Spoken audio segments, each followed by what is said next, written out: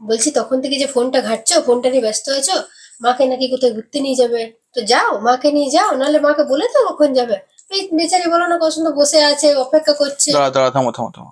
তুমি আমার কথা বলো। মা কি সব ব্যাগপত্র গুছিয়েছে? ব্যাগপত্র ব্যাগপত্র গোছানোর কথা আমি জানিনি, কোথায় যাবে কি যাবে সেটাও তো বলোনি, সারপ্রাইজ করে রেখে দিয়েছো গোটাটাই। যাও কাজ করো, মায়ের সাথে দেখাটা করে না শেষবারের মতো। মা যখন আসতে যাবে আমি মায়ের সাথে দেখা করবো, আর একটু পরে আমি তো ওইদিকেই যাচ্ছি। শেষবারের মতো কথাটা কি মানে হয়? আমি ঠিক করেছি, মাকে আমি বৃদ্ধাশ্রমে রেখে দিয়ে আসবো। এ কি কথা বলছো তুমি? হ্যাঁ ঠিক বলছি। তোমার মাথা ঠিক আছে তো?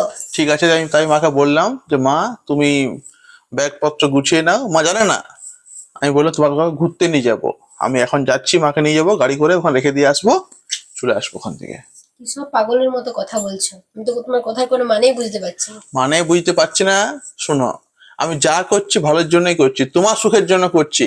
তুমি কিছু কিনছো, হয়তো মা কিছু বলতে পারে।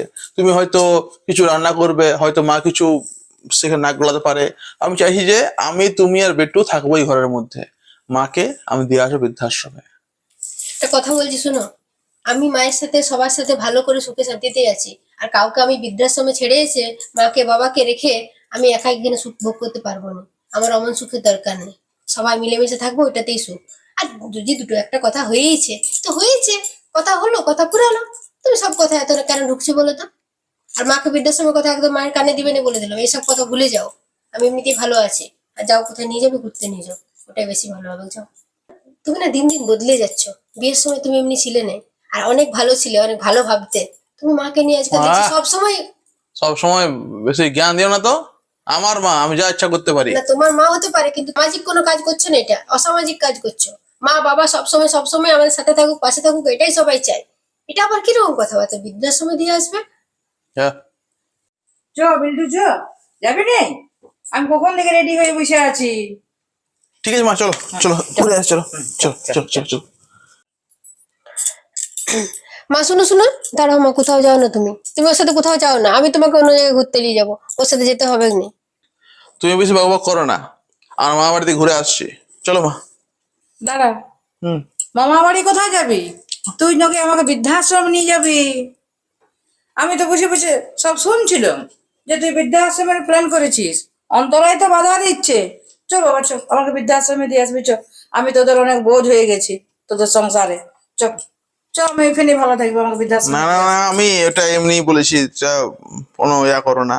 না না, তাহলে আর থাকবো না আমি এখানে, আমি চলেই যাবো। শোনো শোনো শোনো শোনো শোনো, ঠিক আছে ঠিক আছে, বুঝতে পারছি আমি ভুল হয়েছে এটা আমার। তো ঠিক আছে, ও যখন বলছে যে না, মানে আমি, হয়তো আমারই কোনো ভুল বুঝাবুঝি হয়েছে, তার জন্য আমার এই দশা। ঠিক আছে মা, বৃদ্ধাশ্রম লয়, চলো। যখন তুমি ড্রেস ফ্রেস করেছো, চলো মা বাড়িতে ঘুরে আসি আমরা, চলো। এই চলো, তুমি যাবে কি তুমি সঙ্গে? হ্যাঁ হ্যাঁ, আমি যাবো যাবো। মা, আমি তোমার সাথেই যাবো। আমি তোমার সাথে একা একা ছাড়বো না। আমার একটু বিশ্বাস হয় না। আর যদি নিয়ে যাই ঘুরতে তো ভালোই, পারে দুজনেই ঘুরবো, মামা ঘর আমিও দেখিনি। চলো চলো চলো, আমি যাই, রেডি হই। চ, সবাই মিলে ঘুরে আসি, মনটা ভালো হবে। মনটা খারাপ হয়ে গেল তো। চ।